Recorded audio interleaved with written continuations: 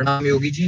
मेरा प्रश्न आपसे ये है कि जैसे आपने राम जन्मभूमि का इशू सॉल्व कराया, तो कृष्ण जन्मभूमि का कब तक सॉल्व हो पाएगा? Well done, well done. I got broads in Atlanta, just to lean the family. Credit cards and the scammers, hitting the licks in the van. Legacies.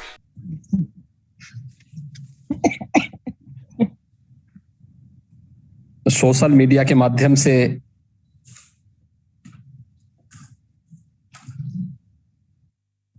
आम जनमानस के बीच में, खासतौर पर युवाओं के बीच में हम लोगों की बात को बहुत मजबूती के साथ रखने वाली जो टीम है, उनमें से आज लगभग 2.5 दर्जन ऐसे जो महत्वपूर्ण इन्फ्लुएंसर हैं, उन सब के साथ मेरा ये संवाद का कार्यक्रम हो रहा है। मैं आप सभी का आज के इस कार्यक्रम में सबसे पहले हृदय से स्वागत करता हूं। मुझे प्रसन्नता है कि आप सबने अपना समय निकाल करके और इस संवाद के कार्यक्रम के साथ जुड़े। यद्यपि मेरी हार्दिक इच्छा थी कि मैं आप सबकी बातचीत को सुनूं और आपके साथ फिर अपनी बात को शेयर करूं। स्वाभाविक रूप से आपके पास भी और मेरे पास भी समय की कुछ बाध्यता होती है, उसी के बीच से हमें रास्ता निकालना होता है। मैं सबसे पहले धन्यवाद दूंगा आप लोगों को, जब आप सभी लोग प्रत्यक्ष और अप्रत्यक्ष रूप से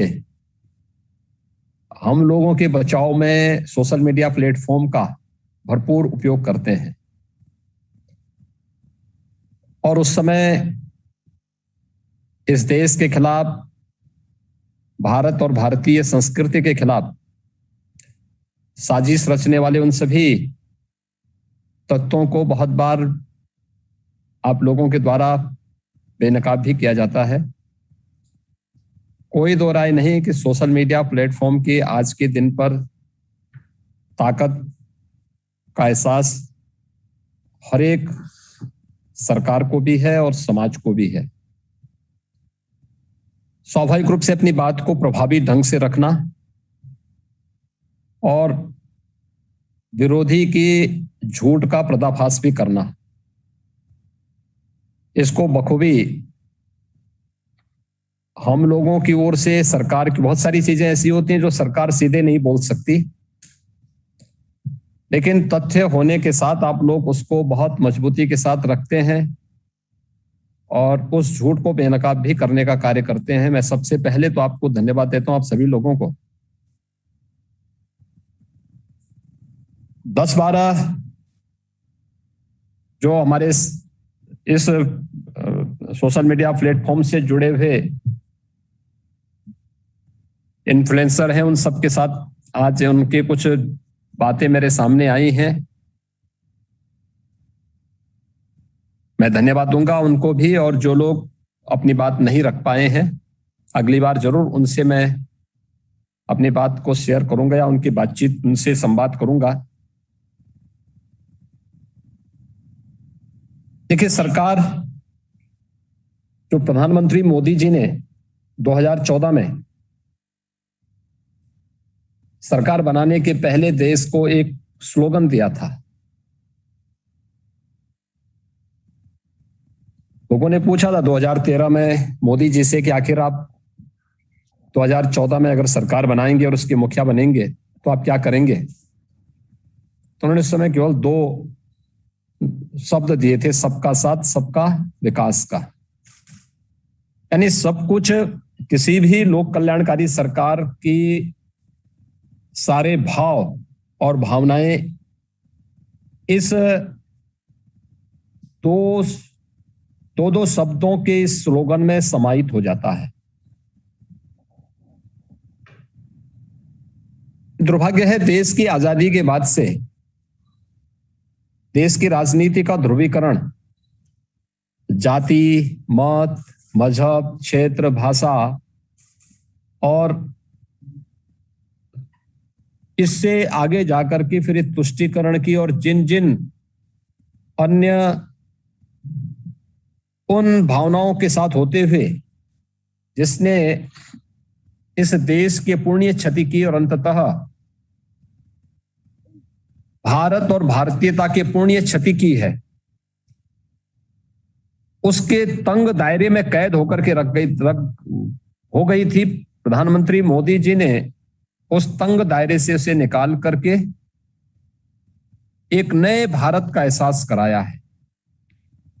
और हम लोगों ने भी 2017 में जब मुझे प्रदेश में मुख्यमंत्री पद के दायित्व की जिम्मेदारी दी गई, तो हम लोगों ने भी संकल्प लिया था कि नहीं, हम लोग विकास तो सबका करेंगे, शासन की योजनाओं का लाभ सबको देंगे, क्योंकि जो भारत में है, उत्तर प्रदेश में है, उत्तर प्रदेश का हर नागरिक हमारा नागरिक होगा। भेदभाव किसी के साथ नहीं करेंगे, चेहरा देख करके भेदभाव नहीं होगा, लेकिन तुष्टीकरण नहीं करेंगे, क्योंकि सत्ताएं आती जाती हैं, सरकारें आएंगी जाएंगी। मैं ये भी जानता हूं कि मुझे हमेशा यहां नहीं रहना है, और मैं ये भी जानता हूं कि जिसने जन्म लिया उसको एक दिन मरना भी है। लेकिन हम अपने उन मूल्यों,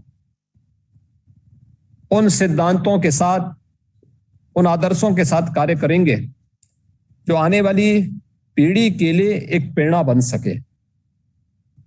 और पहले दिन से जो लक्ष्य हम लोगों ने रखा,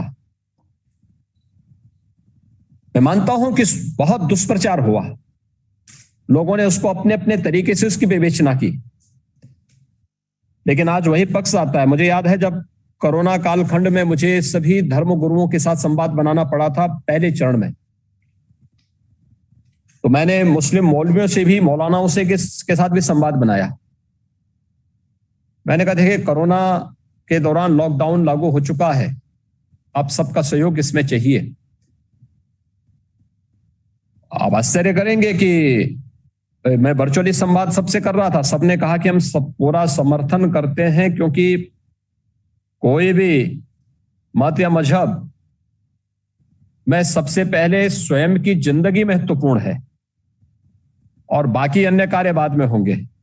आपने देखा होगा कि इस दौरान उत्तर प्रदेश में कोई भी इस प्रकार की बात सामने नहीं आई। इतनी जो छोटी छोटी बातों में लोग बोलते थे कि नहीं साहब, अब ईद आ गया तो हम खुली छूट दे देंगे, जैसे केरल के अंदर हुआ था।